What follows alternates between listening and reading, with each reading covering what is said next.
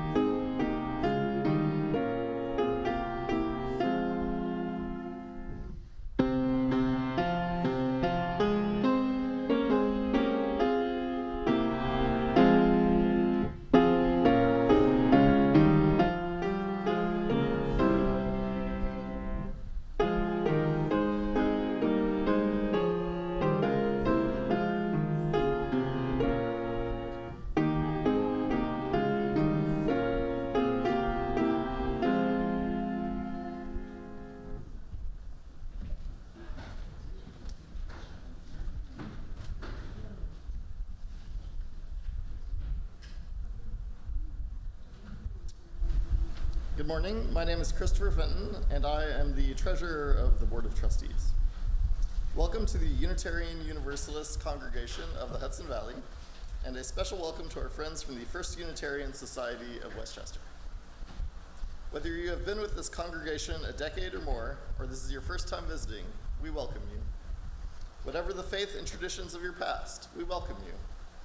Whatever your theological stance, we welcome you. Whoever you are and whomever you love, we welcome you. Whatever your heritage, we welcome you. We respectfully acknowledge the territory on which our church building sits as the ancestral homelands of the Munsee, Lenape, and Wappinger peoples. We do not have any UUCHV or FUSW announcements, so happy summer, everyone. For the most up-to-date information on these topics and others, please refer to our weekly e-newsletter and check our website frequently.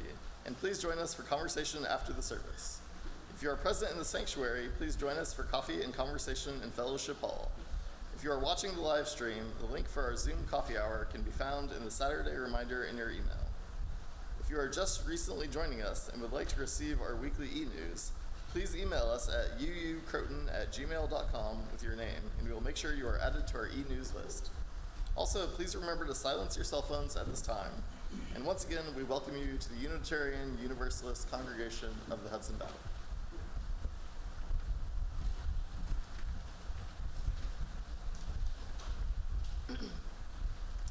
This morning, we welcome back a familiar face, Benjamin Van Dyne. Benjamin works as a union organizer for the Faculty Union of Connecticut State University. He studied theology and social ethics at Union Theological Seminary and Fordham University, where his work focused on the interconnectedness between evolving concepts of race, personhood, and death. He also taught undergraduate classes in religion and theology and served on the coordinating committee for the Labor Union of Fordham's graduate workers.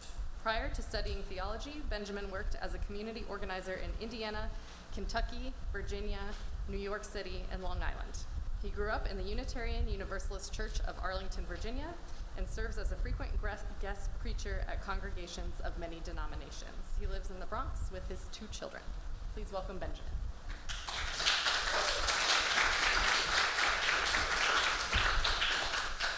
Hi, everybody. It's really good to be back here. I've now been back here often enough that I feel like we're ready for a sermon about God's wrath. We trust each other enough that I can preach about that, and at least some of you will show up. And so I'm grateful for our, at this point, many years together that you're not all just fleeing in terror, and neither am I. So good morning, it's good to be with you. Our invocation this morning are words attributed to Kalidasa. Look to this day, for it is life, the very life of life.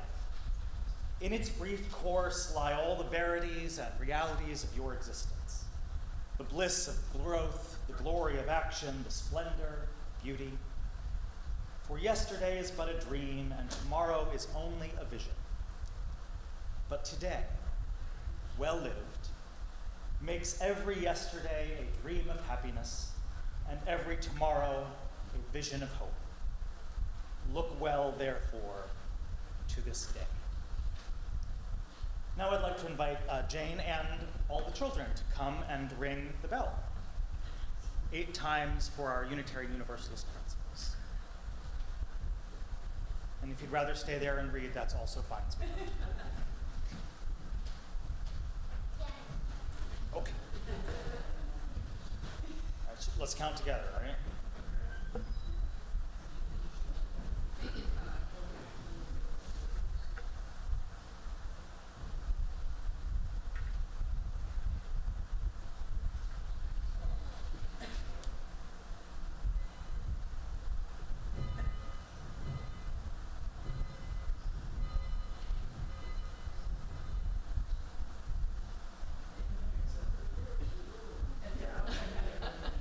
Got some cool ones at first.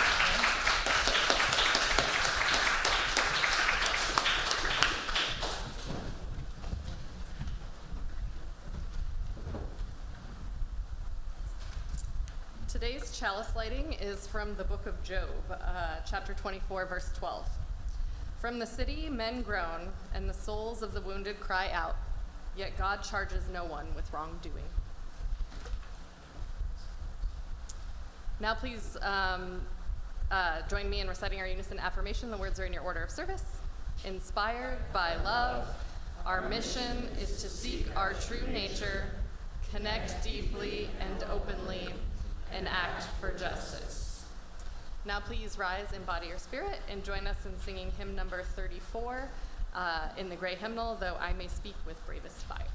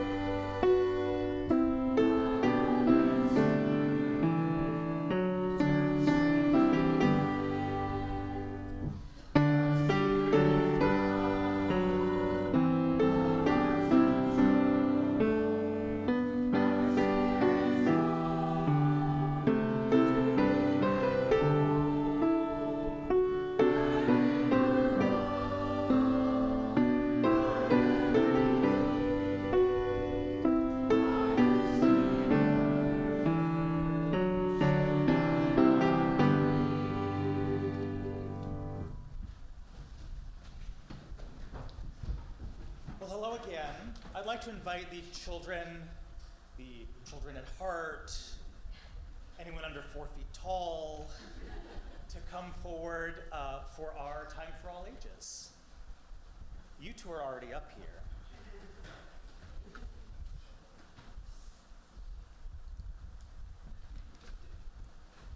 All right. How about my kids move over here so I can talk to one group of people at once?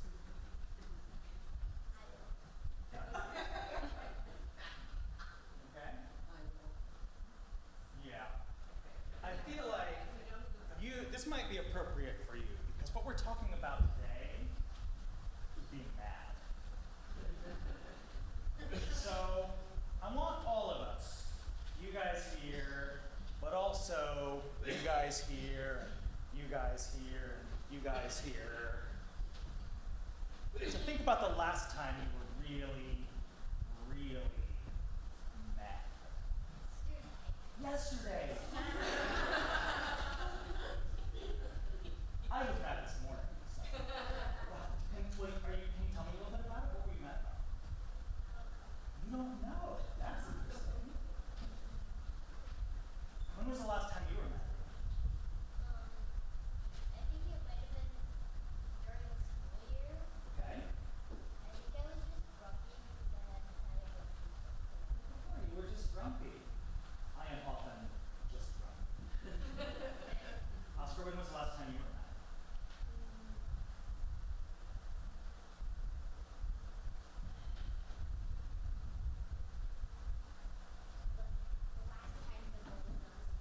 The last time The last time the the Golden Knights lost. Rockland Boulders lost their baseball game? Yeah, that makes me mad too. Simon, what about you? When's the last time you were mad?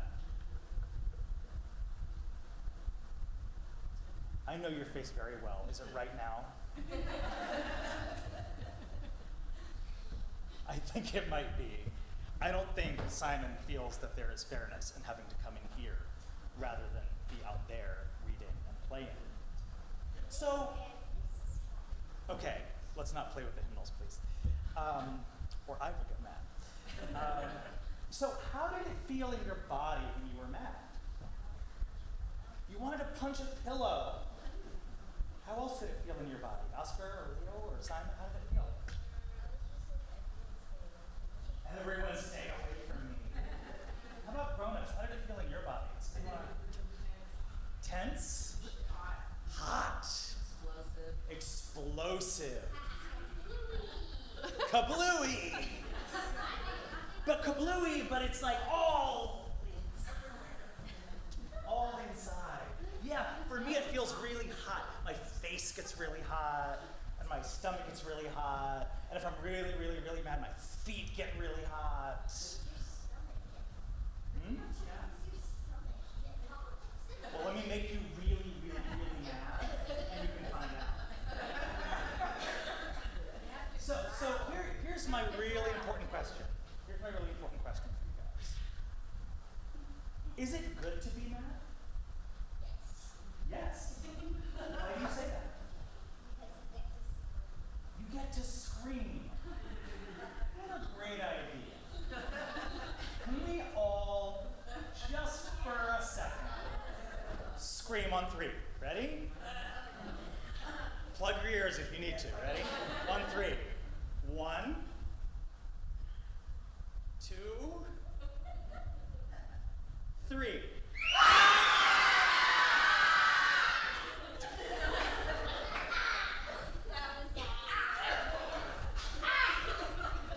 As a professional church musician, how would you rate that? As a scream? 10 out of 10? Yeah. Okay, great, perfect. Excellent screaming. We will not be doing that again.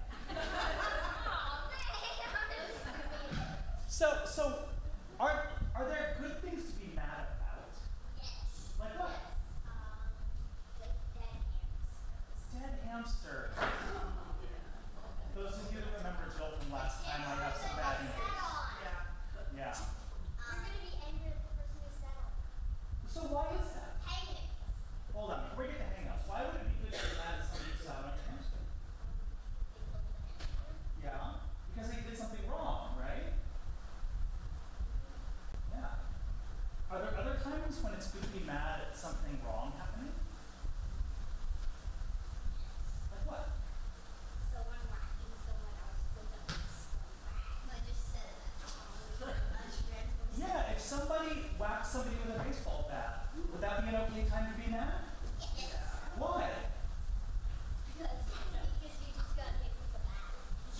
someone got hurt.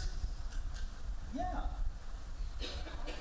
And Simon is doing a comedy routine about it. But if you got hit with a baseball bat, you know what I would feel? I would feel really, really mad. Because I love you, and I don't want you to get hurt. It would also be good to be mad if you like accidentally injure yourself, like if you stub your toe or something. Like once, I scraped my heel on a rock. Oh, yeah? And then I was playing baseball with a metal bat, and the bat accidentally bumped my heel. Yeah, and you felt mad? At your heel, or the rock, or the bat, or yourself? At yourself? Yeah. Okay, so I think that sometimes it's okay to be mad. And it sounds like you think it's sometimes okay to be mad if it's being mad about somebody getting hurt.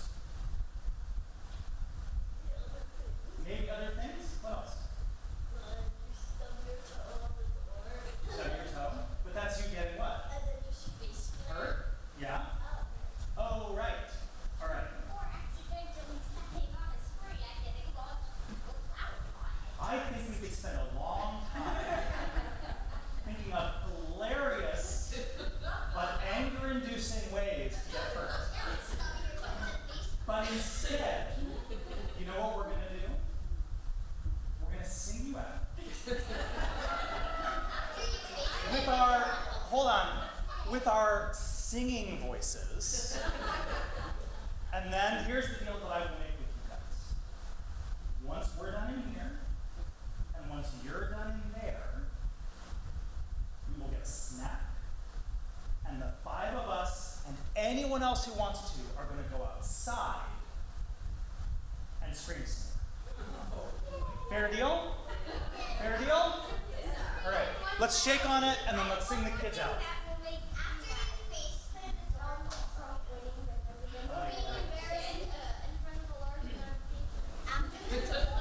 We're shaking our deal, and you can go ahead.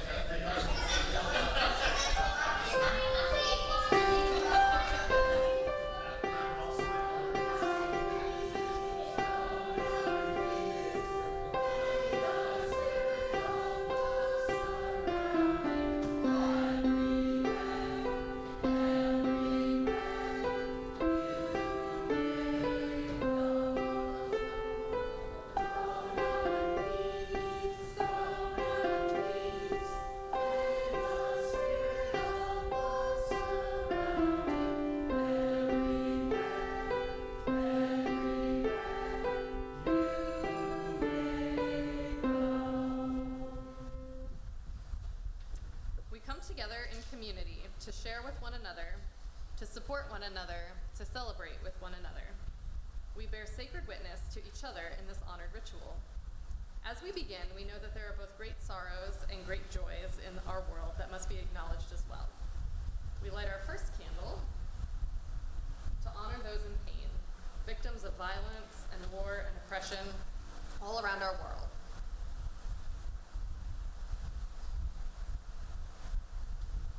We light a second candle because we understand that amidst all of that pain, there is also celebration and joy in our world. We honor that joy and sorrow are woven together. For some of us here today, this has been a week of life-changing joy that needs to be lifted up in this worship. For others, this has been a time of deep pain and sorrow that needs to be shared to make the burden lighter. If this has been such a time for you, I invite you to come forward to light a candle and to briefly tell us your joy or sorrow. You may also raise your hand in silent acknowledgement of your joys and sorrows, and we will light a candle for you. Please remember that your joys and sorrows are being shared on the live stream and with the broader virtual community.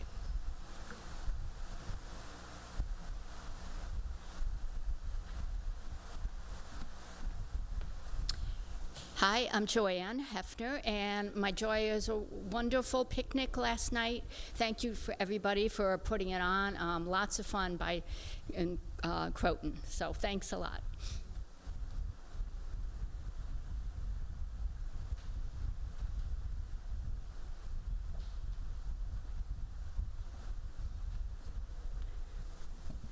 Hi, everybody. I'm Pat Krugman. I am 70 years old. Thank you.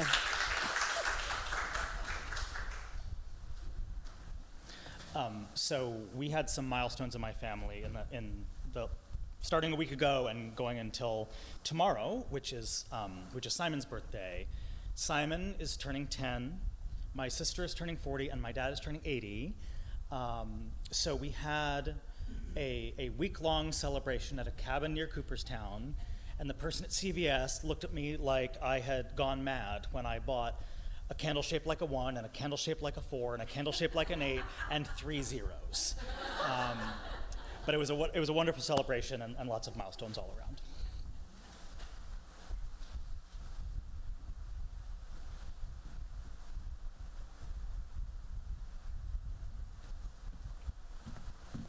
Hi everyone, I'm Leah Nelson.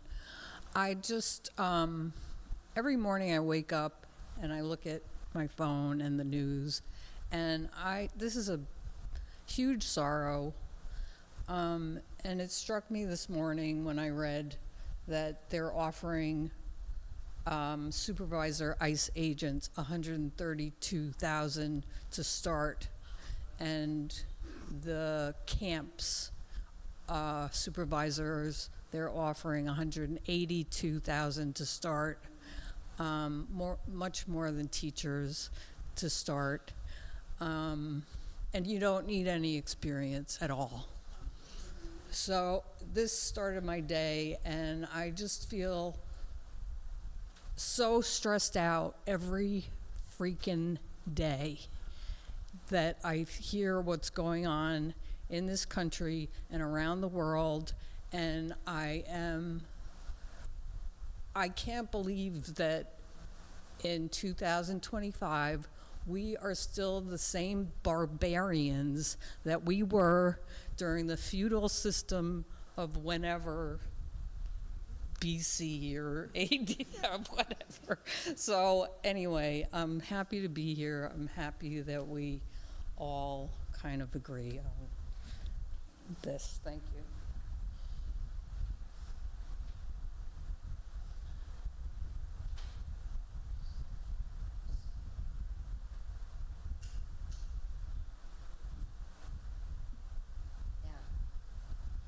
Yeah, so important to be in community. I haven't been here for a little bit because I was blessed to be part of 3 different really wonderful community events over the past 2 weeks, and just felt held by 3 completely disparate communities in different parts of the country for different reasons. But anyway, I just want to mention yesterday's because I wasn't at the picnic. So when I was a kid, and many of you might know this, from the ages of 12 to about 17, I was part of a Unitarian Universalist summer camp in the Palisades. I grew up UU, and it was such an incredibly formative part of who I am now. And I'm thinking about your candle, Leah, and I'm just thinking about what it left me with. And yesterday, many of us who have known each other since we were 12 gathered in the Palisades for an annual reunion. So that's why I had to choose between my 2 UU communities, and I'm so glad that I was there. And I raised my children UU also, and I want to share with you guys that my daughter has started a Sunday tradition of phone Sabbath.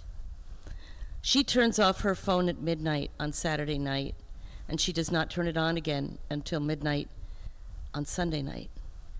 And she really turns it off, like, for everything. And I really admire her for finding a way to switch off. Sometimes we need to do that, and it feeds your soul, I hope, yeah.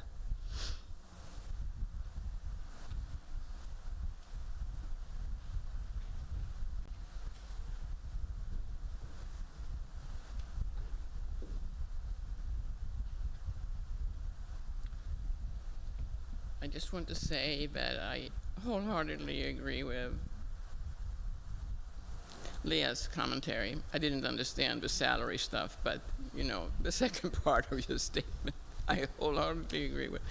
And I guess I propose, I would like to be part of some kind of wailing session, you know, crying session, something to really... We're screaming right after Yeah, the service. screaming. It was a good start. It's a very good start, but, you know, I kind of would need more of it.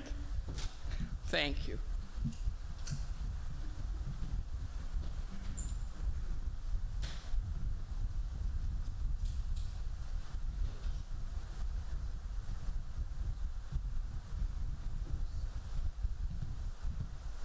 Hi, I'm I'm Anne Marie, and I've only been coming here like a year or so. I'm a newbie, but I'm very sorry that I couldn't go yesterday to the picnic. But what happened is that this is my joy. My youngest brother, who has alcoholism, he lives in South Jersey, and I'm very blessed that he gets to come up here on a mini vacation and hang out at my place, which is really nice. And he came up for the week, and he is on the opposite side of the political spectrum than me, but there were no major fights. It was really nice. And he's a grumpy guy, but it was fun because he's, you know, he was my younger brother. I got like 4 other siblings, and for some reason, like all these interesting things from our childhood popped back up, like, you know, like everything, like remember when they used to make go-karts? We made go-karts. Remember when Grandpa used to come down and he'd have a cigar and he'd take the ring on it and give it to me, you know, that was my ring, and like they would give us a quarter, and I said, like, how do we get that quarter into the bank? I think my mom had these little cards and you put the quarters in. And anyway, I was very lucky, and really interesting is, I don't know how he does it, but he's been an alcoholic since he was, or have alcoholism, and in fact in California, alcoholism is considered a disability.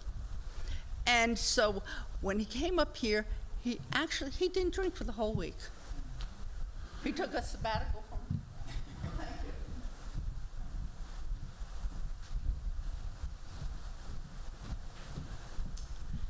Hi, I'm Susie, and I really enjoyed the picnic yesterday. And what really made me happy was how much fun my son Tyler had. So thanks to all of you.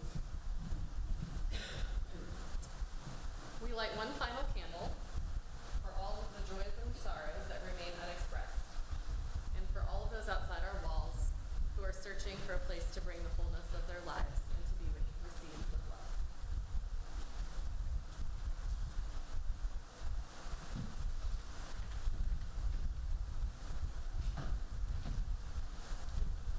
Would you join me in a spirit of prayer and meditation?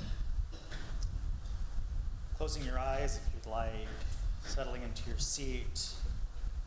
Not so much that you fall asleep, but enough that you're not all tensed up from screaming. Take a breath.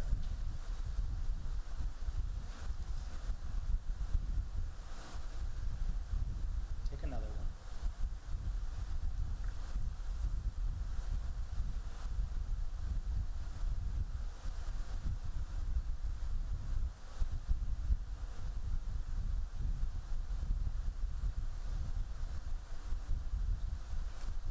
Don't stop breathing.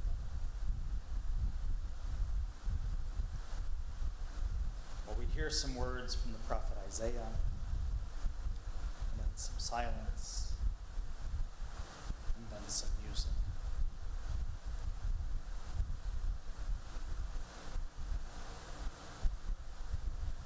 The Spirit of God has sent you to bring good news to the oppressed, to bind up the brokenhearted, to proclaim liberty to the captives and release to the prisoners, to comfort all who mourn, to give them a garland instead of ashes, the oil of gladness instead of mourning, the mantle of praise instead of a faint spirit. They shall build up the ancient ruins. They shall raise up the former devastations of many generations. You shall be named ministers of God.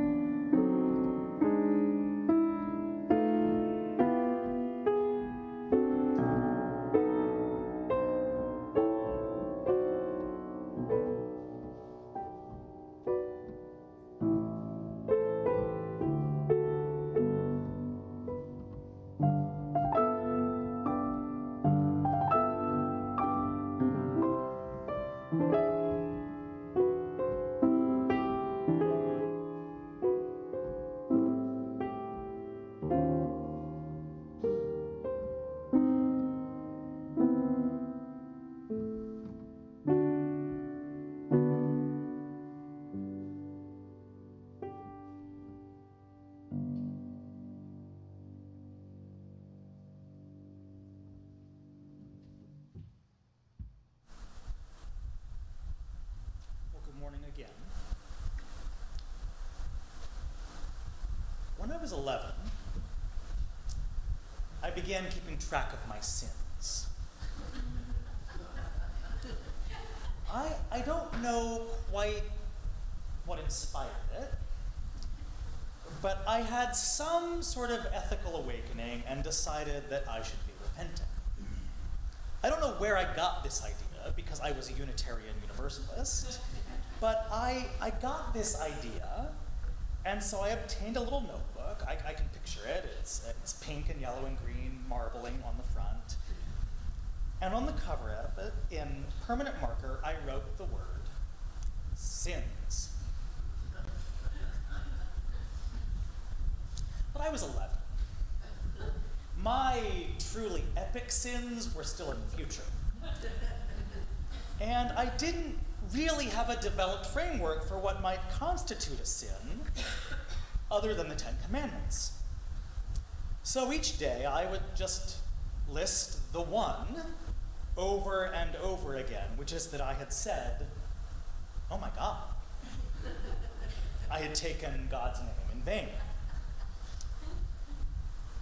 And then a few weeks went by, and listing the individual oh my gods became more burdensome, and so on the middle pages of the notebook appear words like, said oh my God 6 times. And then a few more weeks went by, and in the latter pages of the notebook would appear words like these. Said oh my God about a dozen times. And then the last few pages are blank. There is a great word in Roman Catholic pastoral thinking for at least that initial instinct I had to compulsively avoid and track one's sin. It's one of these words that is a tongue twister all by itself. Scrupulosity. And it's regarded as a problem. Sure, the instinct to avoid sin is good, but when that's all you can think about, it's an obstacle to a flourishing life rather than an admirable kind of attention to one's wrongdoing. Yet even early on, those first few zealous days with the notebook labeled sins, I wasn't really worried that God was mad at me. My young Unitarian Universalist self wasn't even sure there was a God, which made the hyper-focus on the Ten Commandments even more strange in retrospect. I didn't grow up with an angry God. If God is imagined as a parent, then the only kind of God I could picture was much like the parent that my own parents aspired to be. Parents who supported and gave resources, materially, emotionally, spiritually. God must have chuckled, just as my parents did, at my recording sins in a little marble notebook. But no one was mad at me. Or if they were, they wanted to stop being mad at me as quickly as possible. UUs don't really do God's wrath. But we used to. John Murray, the first preacher identified in North America as preaching universalism, is said to have told his listeners to give them not hell, but hope and courage. And he would point out a contradiction familiar perhaps to some of us who have tried to explain theological universalism to other people. How can a loving God allow infinite torment for finite wrongdoing? Why would a God who loves you be so mad that he, and this God is always a he, would send you to hell? What might be more surprising, if you go back and read John Murray and the first couple of generations of Christian Universalists in the United States, is how troubling they found their own universalism.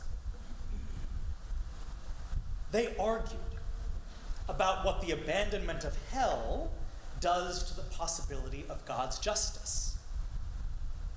They still believed, in most cases, that God was angry at their sin, and that God's correction of human beings, sometimes in ways that we do not like, is a necessary thing. Just as we might believe now that anger is an appropriate reaction to white supremacy or sexism or homophobia or transphobia, they believed that a God who would not be angry at human wrongdoing could not be said to be just. Abraham Lincoln, truth be told, was not really a member of any church. But both the Unitarians and the Universalists have tried to claim him. And I think of the part of his second inaugural address where he says that God's purposes are just and righteous when taken all together. And so if every drop of blood drawn with the lash of slavery had to be repaid with one drawn by the sword of the Civil War, well, that's just how God is. So for most of our Universalist forebears in the 18th and early 19th centuries, there was actually a strong belief in some sort of purgation or punishment or correction after death, a sort of Protestant purgatory. Infinite punishment for finite sins? No. God's wrath at human sins and the necessity of correcting it? Absolutely. It isn't until the middle of the 19th century, some 60 years after John Murray arrived on the shores of the New World and started preaching a universalist gospel, it isn't until the middle of the 19th century that a Christian universalism without purgation and punishment after death comes to be clearly articulated and more widely adopted. Whether God is mad at us might be a question that contemporary Unitarian Universalists have more or less abandoned. But it preoccupied the early Universalists just as it has preoccupied other Christians for centuries. But maybe there's a different disconnect between religious liberals and God's anger. Maybe we question whether the divine has a personality at all, whether emotions or interpersonal relations are appropriate metaphors for whatever fundamental animating life force we might ultimately concern ourselves with.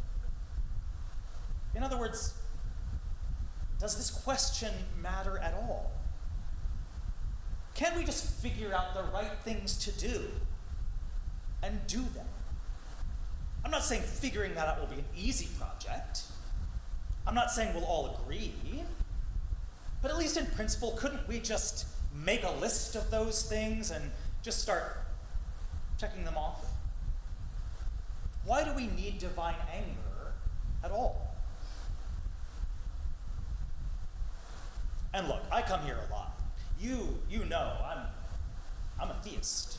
I think and I preach from that perspective, knowing that it's one perspective among those that are possible and one perspective among those claimed in a community like this one.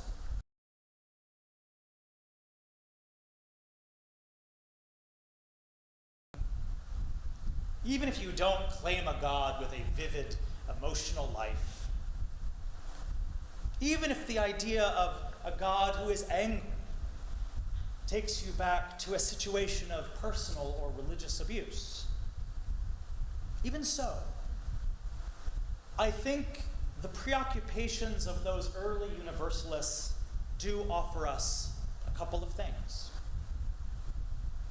The first is this.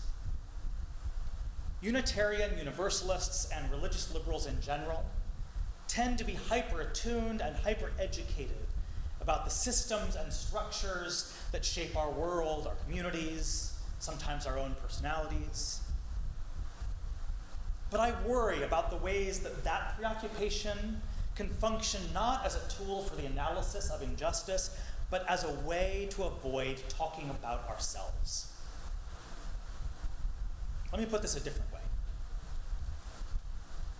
Unitarian Universalists, even the non-theists among you, probably wouldn't object too much if I said something like, God hates injustice.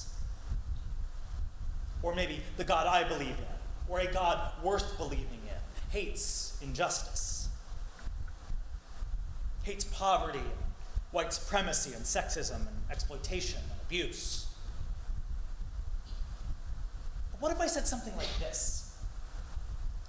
The God I believe in thinks that sometimes the problem is you. Sometimes the problem is me. Whether the metaphor of anger as an emotion does it for you, and whether you claim a larger framework of God as a kind of thing that as a kind of thing that could have anger, I worry that the language of systems and social structures that are genuinely important theologically and sociologically, that language also makes it possible for us to shift accountability away from ourselves. If I say or do some sexist thing,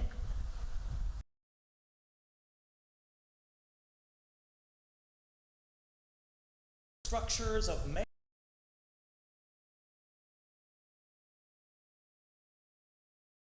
so for me, beyond anger at injustice,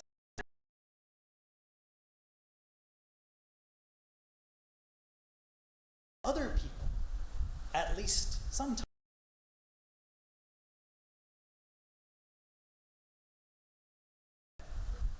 that those early universalists and their preoccupation with God's anger can teach us. For me, at least, there is something essential about talking about divine anger rather than simply an abstract moral duty, what to do. Anger is a personal interaction, sometimes extremely personal. And though I can't quite put my finger on what it is, there is something importantly different about the heat and intensity and personal character of anger compared to the cold clinical demands of an abstract moral imperative. I like the occasional abstract moral imperative, especially when it's not directed at me. But if we want a world that is not cold and clinical, that is built on our relationships with one another and with the communities we are a part of, and if we want to regard the universe as having something similar to that with us, then anger is personal too. It's not just that there is a list of rules of the kind that I could write down in my little marbled book. It's not just that we have to check things off the list, the things we figured out by doing the right kind of moral arithmetic. It's that there's something in the structure of the cosmos, the groaning of the heavens, that rages with fury when I or you or all of us together do things that are bad. I don't, at least not all the time, know if I believe in God. In some ways,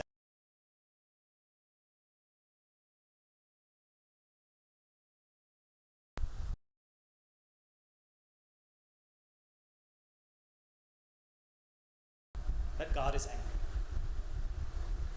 That is not the only thing God is, but it is something God is. And that's good news, or at least I think it is. Because that anger, whether it's metaphysically real or metaphorically real, grows out of God's love. For the same reasons that about 30 minutes ago I was picturing how angry I would be if somebody bonked Simon in the head with a baseball bat. Just as it did for John Murray, God's anger is a sign that bad things are bad and good things are good. And that's not somebody else's problem.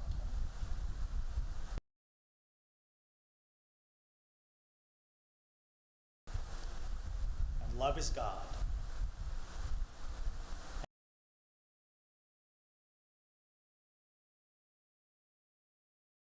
I think that's true.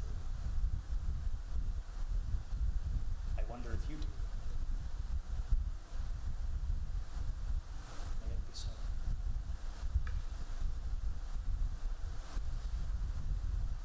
Let's take a moment to rise as we are able, and we'll sing our hymn number 131, number 131 in the Gray Hymnal, Love Will Guide Us.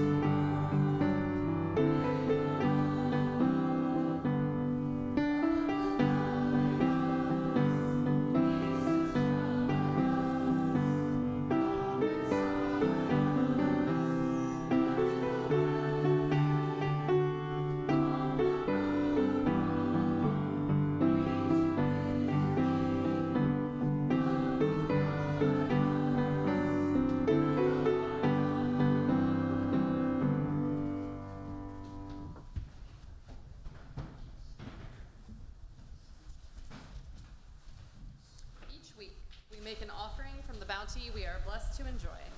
We do this in the spirit of love and generosity, aware we have benefited from those who have gone before, those that in their turn gave generously. Our offering goes to support the work of love and justice undertaken by this community. Today's offering will also be shared with the UU Service Committee.